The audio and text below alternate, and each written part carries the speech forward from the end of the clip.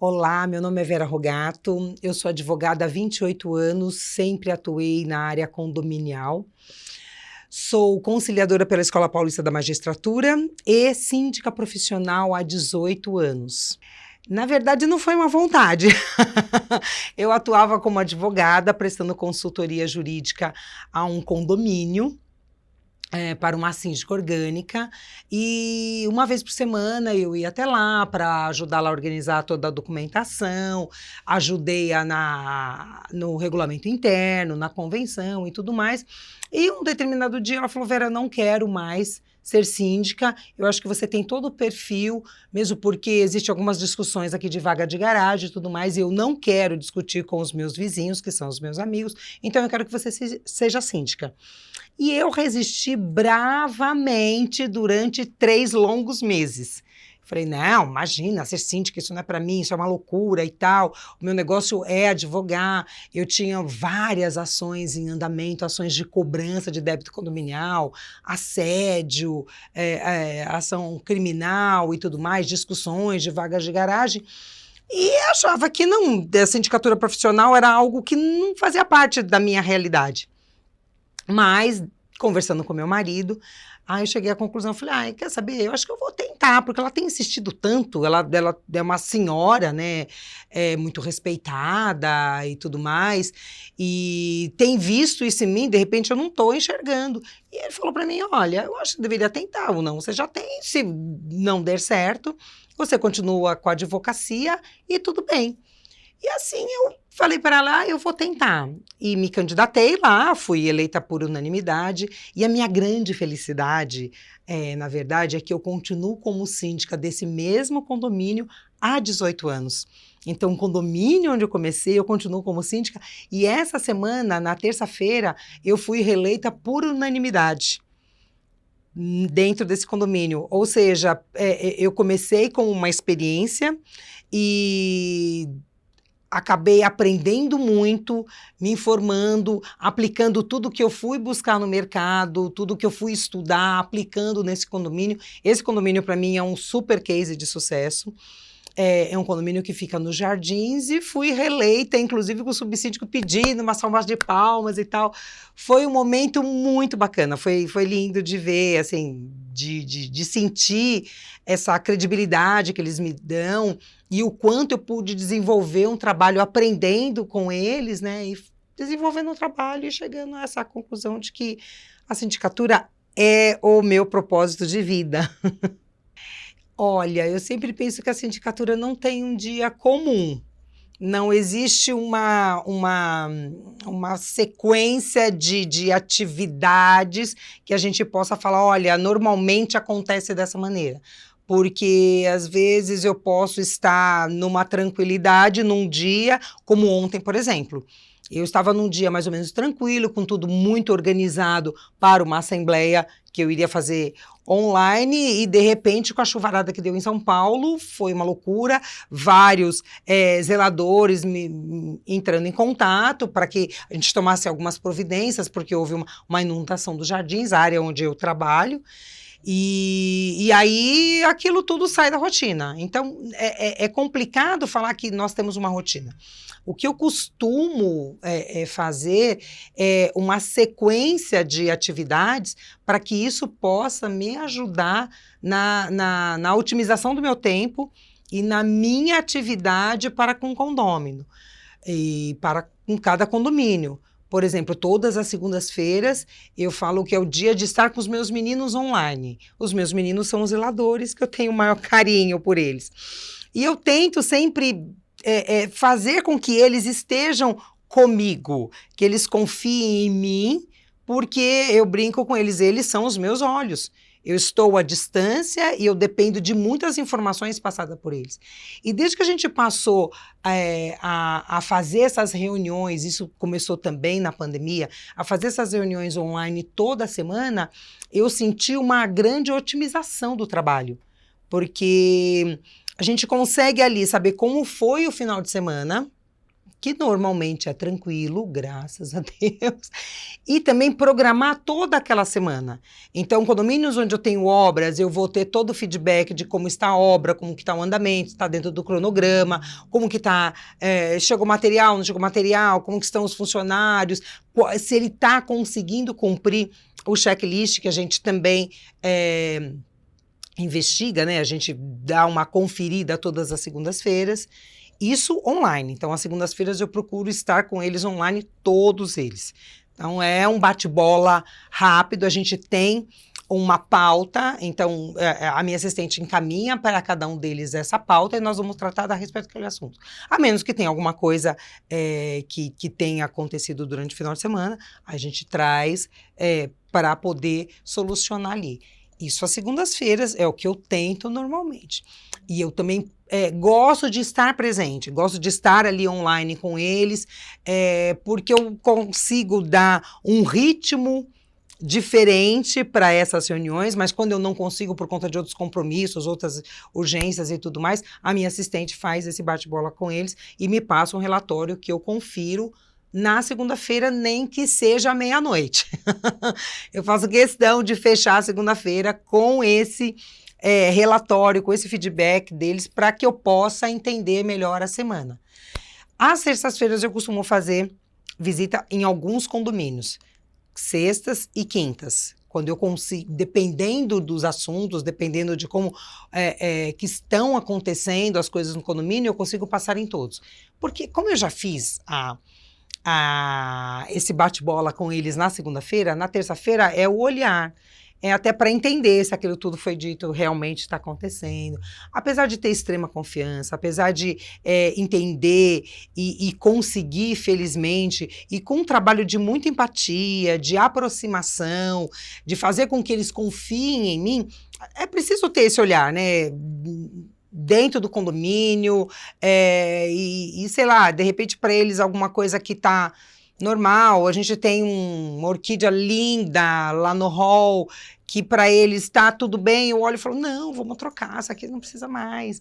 Então, detalhes assim, e outros, né, como, sei lá, fiscalizar uma obra de um apartamento que está em andamento, então eu faço isso às terças e quintas, me divido, então terças e quintas é o dia que eu vou de tênis.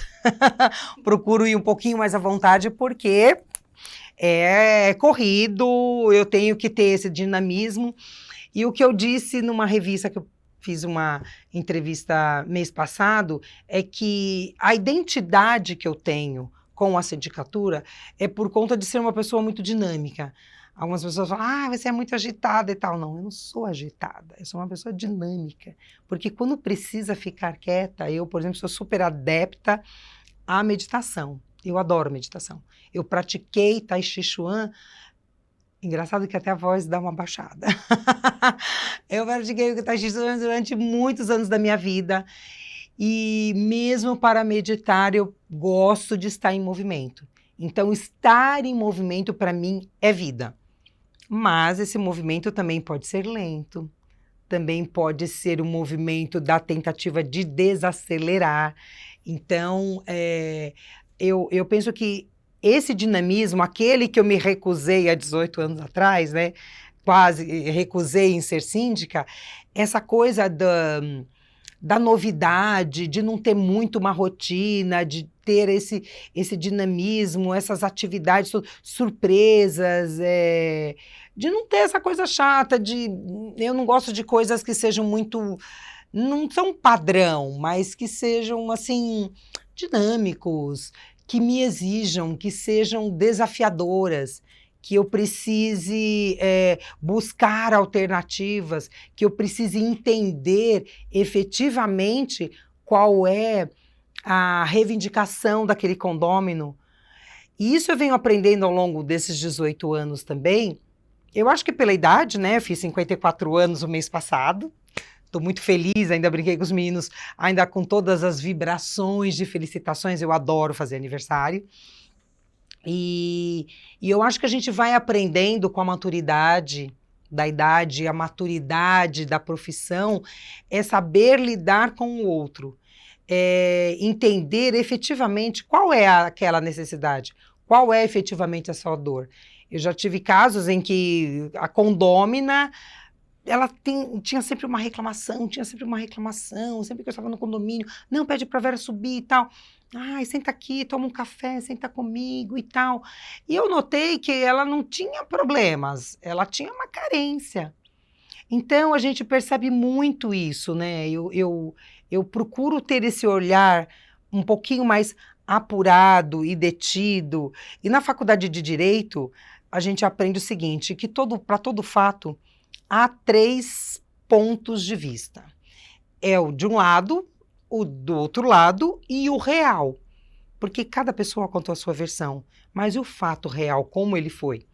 Então, é preciso ouvir sempre os 2 lados e depois tentar tirar uma conclusão. E para essa senhora, eu notei o quanto ela era carente. Os filhos já tinham casados, os netos visitavam um pouco e tal. Então, ela gostava de conversar comigo porque eu dava atenção para ela. Por mais que eu ficasse, ai meu Deus, eu tenho 1 milhão de coisas para fazer. Eu sempre dei muita atenção para os meus condôminos, eu sempre procurei estar próximo deles e isso me traz uma grande alegria, porque eu me descobri, eu acho que o síndico é um pouco disso também, sabe? É um pouco psicólogo, é um pouco aquele que dá um ombro, é um pouco aquele que... eu tenho conselheiros que são pessoas muito inteligentes, homens muito bem-sucedidos, eu digo isso porque, assim, de todos os condomínios que eu só tenho conselheiros homens. Nenhuma mulher se prontificou até hoje, não tenho resistência nenhuma com relação a isso, mas todos eles são homens. E às vezes, depois de uma assembleia, eles me ligam, Vera, o que você achou? Eu acho o máximo. Eu fico pensando, gente, essa pessoa é o fulano de tal, né? Vamos guardar aí a persona dessa pessoa. É fulano de tal, uma pessoa muito bem-sucedida e tudo mais. E ele quer saber a minha opinião. Por quê? Porque eu já adquiri dele essa confiança. Ele é excelente com a família, excelente lá nos negócios dele, mas ele quer saber a minha opinião do comportamento dele naquela assembleia sobre aquele determinado assunto. Isso me deixa muito feliz, isso me deixa muito envaidecida, porque o trabalho da sindicatura, ele envolve muito esse trabalho da empatia e da inteligência emocional. Eu penso que o síndico que não dispõe, não trabalha, não desenvolve essa inteligência emocional, ele provavelmente terá alguns problemas. Porque a gente não pode ir ali na letra fria da lei, da convenção, do regulamento, tem que ser assim, tem que ser assado, tem... Não, a gente precisa, eu acho que ter muita flexibilidade. E nesse sentido, eu, assim, acho que o Márcio, ele tem um grande sucesso e nos ensina tanto nesse sentido, muito mais do que o jurídico, mas na empatia de como lidar, de qual a necessidade e poder sempre conciliar. Eu, como conciliadora pela Escola Paulista da Magistratura, eu gosto muito de levar para os meus cases do condomínio essa possibilidade do diálogo, da aproximação ou não. Às vezes a cariação é a pior coisa, né? Então, precisa se avaliar cada caso, analisar, nem que seja de uma maneira superficial, lógico, vai de acordo com cada caso, cada um dos condôminos para saber exatamente o que eles estão pretendendo, de repente não colocá-los no embate, mas tentar conversa com um, conversa com o outro e ir se aproximando sem que eles precisem estar cara a cara e trazer a melhor solução. Então, quando eu comecei, e logo eu fiz uma publicidade numa revista da época, nem vou comentar sobre a revista, e essa revista, essa publicidade, ela fez assim um boom na minha vida. E eu advogando, tinha todos os meus processos, advoguei muitas ações de cobrança, muito antes da mudança do código, quando a multa condominial por falta de pagamento de condomínio era 20%, depois mudou para 2%. Aquela época dos 20% foi muito melhor para os advogados, mas enfim. E aí, com essa publicidade, eu notei, isso há 18 anos atrás, né? Depois que eu aceitei, e depois que eu entendi como que era, e vi que tinha condição de eu entrar no mercado e tal. E foi um boom na minha vida. Trabalhava horrores, assim. Mas eu não. Eu cresci de uma maneira, então, de uma sala comportadinha ali, humilde, que eu tinha em São Caetano, de repente eu tive que alugar um andar inteiro. E com vários funcionários, e de estagiário, e advogado e tal, para me ajudar, porque eu precisava de braço. Ainda brincava com meu pai, né? Eu falei, nossa, pai, vou ficar rica. Dessa vez eu vou ficar rica. Meu pai, dessa vez eu vou ficar rica e tal. Mas trabalhava muito. E eu gosto muito de trabalhar. Eu me identifico muito com o dinamismo do trabalho. E foi um período muito legal de muita consultoria. Eu prestava consultoria sem saber que eu estava até fazendo consultoria por conta da sindicatura. E como eu já vinha, né, há tanto tempo advogando, isso me trouxe uma bagagem jurídica muito legal para eu poder prestar consultoria jurídica e tal. Mas aí a minha mãe faleceu.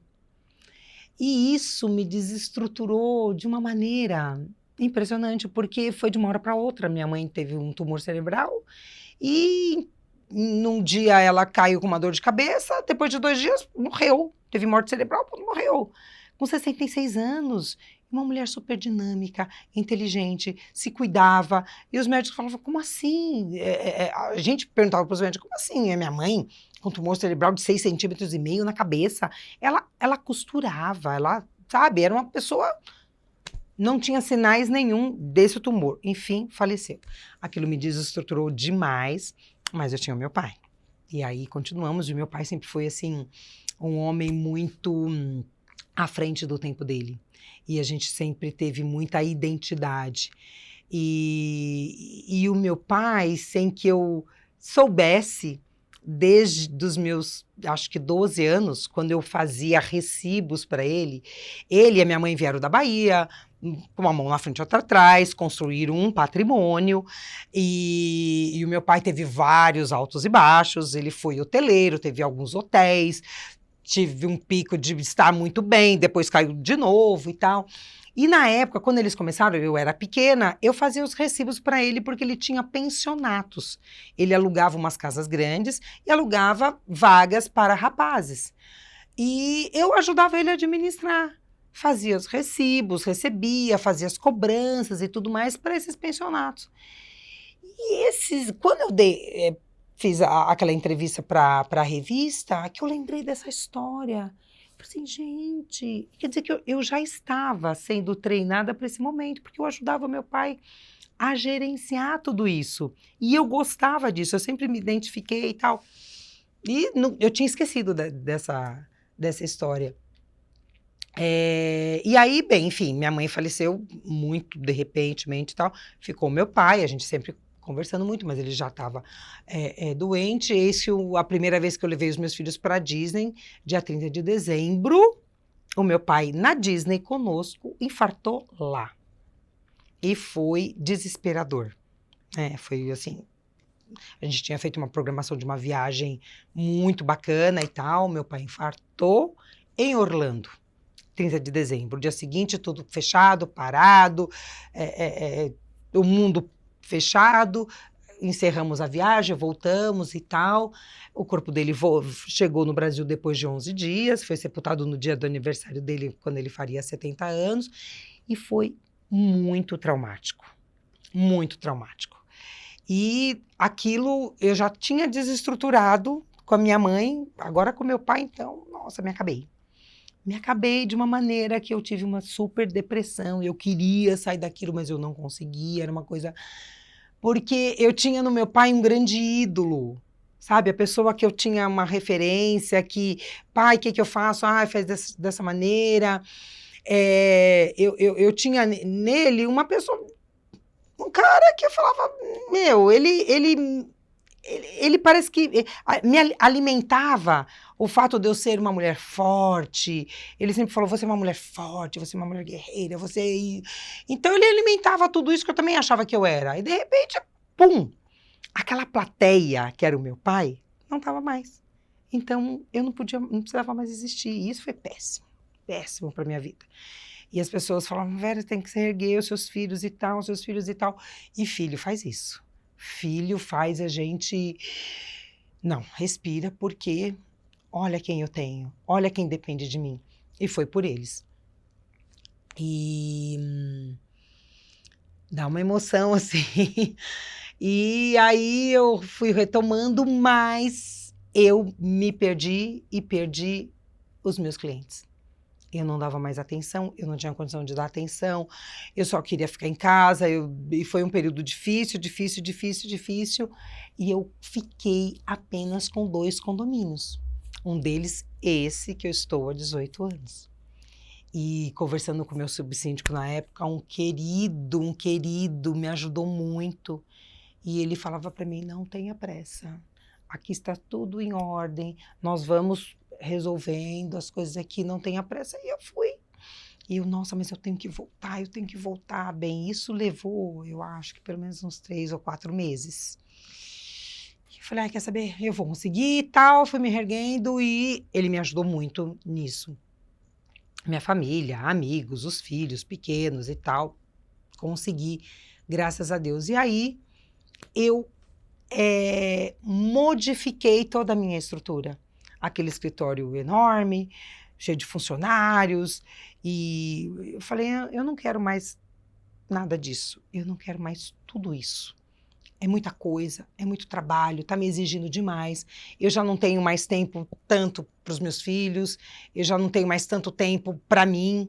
Aquilo me fez ressignificar toda a minha estrutura, pessoal e profissional.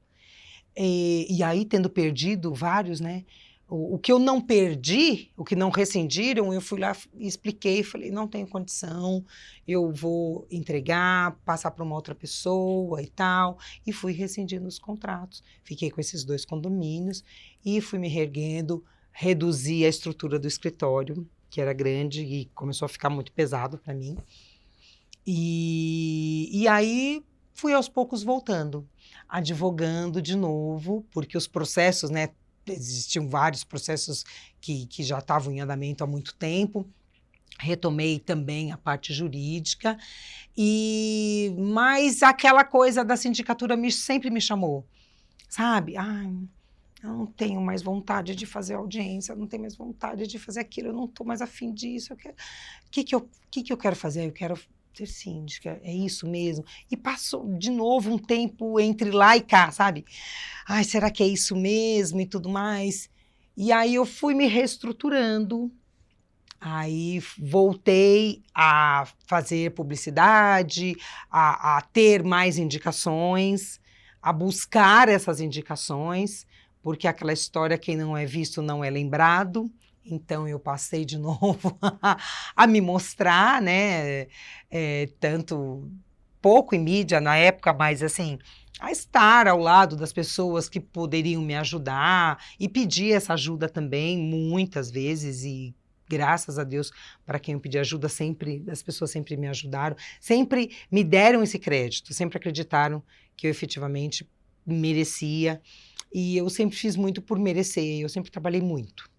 Eu sempre me dediquei muito, eu sou uma pessoa muito... Eu gosto de me inteirar, eu gosto de estudar, eu gosto de tentar me antecipar, eu não gosto muito de ter a reclamação, apesar que agora eu já entendi que cada uma das reclamações a gente precisa ter um olhar para ver o que é efetivamente, né, uma maneira mais profunda para isso. Mas aí remontei minha estrutura e hoje eu tenho 3 assistentes. Eu tenho um que fica no financeiro, que me ajuda com todas essas pastas de prestações de conta e tudo mais, que é uma loucura isso, a gente precisa fiscalizar. Graças a Deus, as administradoras que eu trabalho, elas estão cada vez melhores, então me dão menos trabalho. E eu acho isso maravilhoso, e isso eu digo para todo mundo, se valha sempre de boas empresas, de bons profissionais. Quanto melhor foram os profissionais, menos sobra para você. Senão você fica enlouquecido atrás de um monte de prestador de serviço que não está nem aí para você. E tem o financeiro, tenho a pessoa que faz toda a minha parte administrativa e quem me ajuda na parte pessoal também. Então, essa hoje é a minha estrutura. todos home office, graças a Deus. Uma coisa muito legal que eu passei a fazer também, eu já tinha começado um pouquinho antes da pandemia, mas depois da pandemia isso veio com força. Eu montei um escritório em cada condomínio. Então, isso foi muito legal, porque eu consegui dar uma certa valorizada no trabalho do zelador, que ficava aqui, ali, ou na casa dele. E eu não gosto muito do zelador durante o expediente estar na casa dele. Eu gosto que não está durante o expediente, vamos ficar aqui no prédio, fica aqui na sua salinha. Então, em cada condomínio, é lógico que as estruturas, elas variam de acordo com a disponibilidade desse espaço dentro do condomínio, mas cada um deles a gente montou uma estrutura para o zelador, onde ele atende condômino, se quiser, onde tem todos os certificados, onde tem algumas pastas, onde ele tem o escritório para poder trabalhar. Isso é muito legal. Eles ficaram todos envaidecidos, assim, sabe? Eles falam, então, existe alguns que me chamam de doutora, outros Vera e tal. A senhora não quer ir até a minha sala? Vamos até a sua sala. É muito legal isso. Dá essa valorizada para eles. Eles evitam de ficarem dentro da casa deles, porque a grande maioria mora nos condomínios, né? Quando eu comecei, que começou a bombar, assim, de clientes, de pessoas interessadas e tudo mais, eu tinha meu pai e minha mãe. E quando eu tinha meu pai e minha mãe, eu achava que eu podia abraçar o mundo. Eu tinha braços, olha o tamanho dos meus braços. E eu tinha pai, mãe, sogra, staff, empregada, nananana. Então eu posso terceirizar tanta coisa e eu posso ir lá fazer aquilo que eu tenho vontade de fazer. Então, eu não tinha muita seleção, sabe? Aparecia um cliente potencial, eu não sei se é para mim ou não, talvez eu fosse, assim, mais corajosa, não sei, ou menos, mais destemida. E não, eu enfrentava, eu quero fazer. Não, eu vou lá, eu vou atrás. E depois eu percebi que não é muito meu perfil, não é bem isso. Eu nem precisava estar aqui. Eu não estou gostando. Podia ter avaliado melhor. Mas aí existia um certo orgulho, né? Não, imagina, eu aceitei, eu estou aqui, eles acreditaram em mim, eu vou fazer. Eu tenho que fazer. E isso me trouxe, assim, nossa, muito cansaço físico e mental. Muita indisponibilidade de tempo para a família. E eu tenho um marido maravilhoso, que sempre compreendeu muito tudo isso e sempre me deu muita força para que eu pudesse seguir o meu caminho. É isso mesmo, você é essa pessoa, você é destemida. Sempre me encorajou muito. Mas eu também percebi que não é deixar de fazer aquilo que eu vou deixar de ter coragem. É ser mais seletiva. Então, hoje em dia, eu sou muito seletiva. Eu tenho muito mais cuidado. Eu não emito uma única proposta que eu não consiga fazer uma visita. Há administradoras que eu já tenho mais intimidade e tudo mais, que me indicam para um ou outro condomínio. Falo, poxa vida, eu gostaria tanto de fazer uma visita, porque eu acho tão importante conhecer quem é que eu vou representar, mas também que as pessoas me conheçam. As pessoas não precisam olhar para mim e falar, olha, bateu o santo. Nossa, é legal, eu fui com a cara dela. E eu acho que existe uma coisa que não se compra em proposta, que é energia, sabe? A troca de energia, a troca de olhar, aquela coisa de... Nossa, a pessoa pode ser muito bem preparada, mas se é uma pessoa carrancuda, que não tem um perfil, acho que o condômino, quem está te entrevistando, vai perceber isso. Eu acho importante essa troca de energia. Eu gosto de estar lá, porque dependendo do condomínio, eu falo, nossa, não, eu não quero estar aqui, não. Não, esse condomínio não é para mim. Ou por ser muito aquém, ou muito além, não. Mas também as pessoas precisam me conhecer e olhar para mim e falar, ela é essa pessoa. Eu quero que essa mulher me represente. E eu acho muito legal quando alguém fala, não, é você que nós queremos. E hoje em dia a concorrência é gigante, né? É gigante. Então esse papo, às vezes eu fico ouvindo algumas pessoas mais céticas, talvez mais frias, talvez nesse tato da sindicatura. Isso é bobagem. Para mim não é bobagem. Faz toda a diferença a troca de energia, você ser bem recebido, a pessoa te olhar e você perceber que a pessoa, ela está entendendo. Não basta eu ter técnica, disciplina, organização, saber fazer o meu trabalho, é minha obrigação. Eu sou síndica há 18 anos porque eu sei o que eu estou fazendo. Mas não é só isso. É você ter essa condição de, deixa eu ouvir aquela pessoa, olha, a pessoa está sendo simpática ou não, olha a energia da pessoa, ela vai conseguir me representar, ela vai conseguir ter esse jogo de cintura suficiente para poder representar esse ou aquele condômino, sem que dentro do condomínio vire um caos. Então, hoje, o que eu aprendi é ser mais seletiva. É ter um olhar mais detalhado antes de emitir qualquer tipo de proposta. E hoje, se você pudesse dar uma dica para quem está começando, o que você falaria? O que você gostaria de ter ouvido lá no começo, 18 anos atrás? O que eu falaria é... Eu não sei se pode dizer que eu quebrei a cara, mas eu tive muita decepção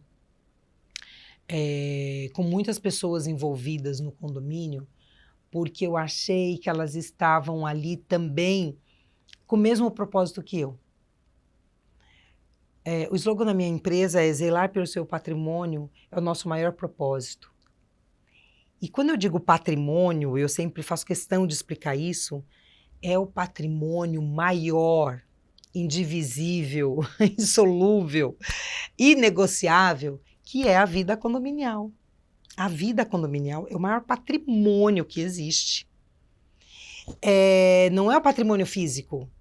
E quando você consegue, dentro de um condomínio, manter uma boa atmosfera, com todas as obrigações em ordem, com o quadro funcional em ordem, com toda a manutenção também em ordem, coisa que a gente faz muito melhor agora com o nosso produto, que é a vistoria predial Olho do Dono, que eu quero falar um pouco disso, que é um negócio muito legal.